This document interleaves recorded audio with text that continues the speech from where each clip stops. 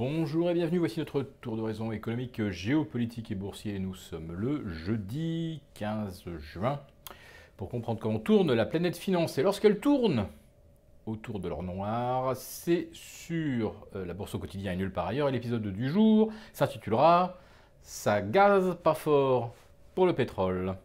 Oui, puisque la séance de mercredi s'est soldée par un brusque décrochage du baril sous le support annuel des 45,5 $. Nous parlons là du WTI, celui qui est coté à New York sur le NYMEX.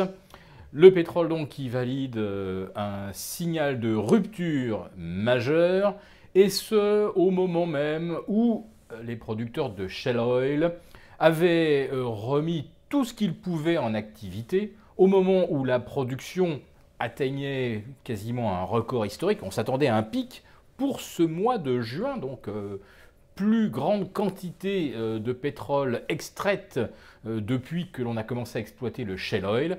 Et là, patatras, alors qu'il faut au moins un pétrole à 50 voire 60 $ pour rentabiliser ce genre de puits. Voilà que l'on retombe maintenant à 44,5 $. Et nous ne voyons pas vraiment où se situe le support avant 43, voire même 40 $. Et à 40 $, si la situation perdure, ça risque d'être compliqué.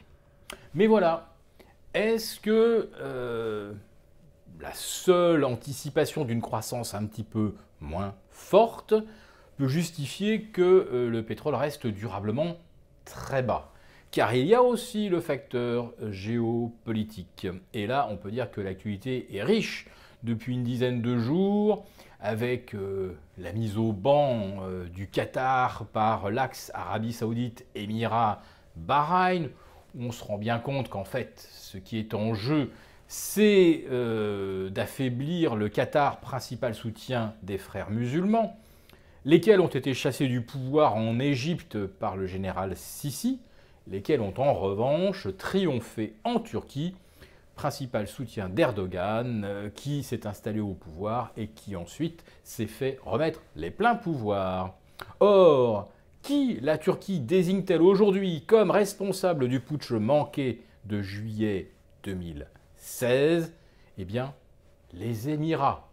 Alors, est-ce que la Turquie a des preuves irréfutables? Néanmoins, cela justifie, aux yeux de la Turquie, de soutenir le Qatar coûte que coûte et de s'opposer à l'Arabie, qui tente elle aussi de pousser ses pions en Syrie depuis le début de la guerre.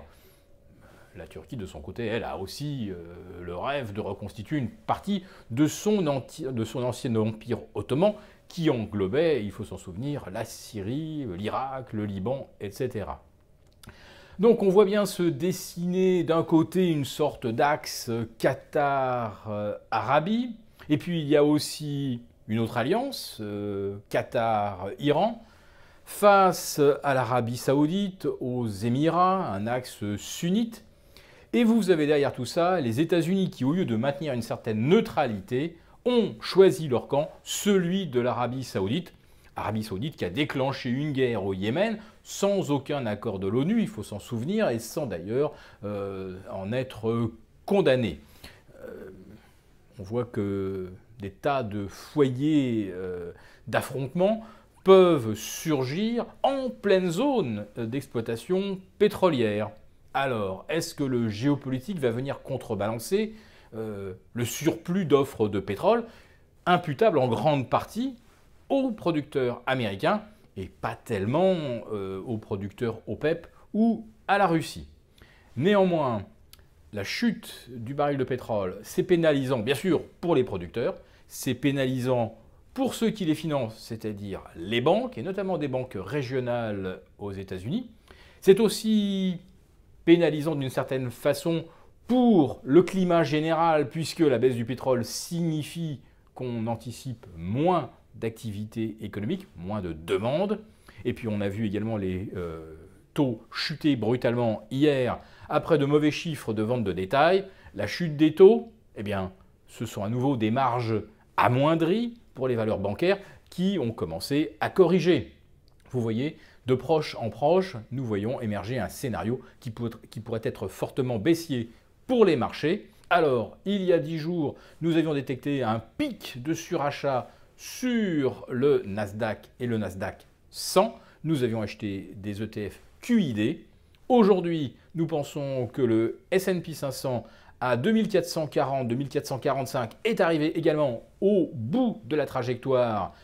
Et on peut s'intéresser cette fois-ci aux ETF BER SDS qui se négociaient hier entre 12,50 $, 12,60 $. C'était tout simplement leur plancher historique.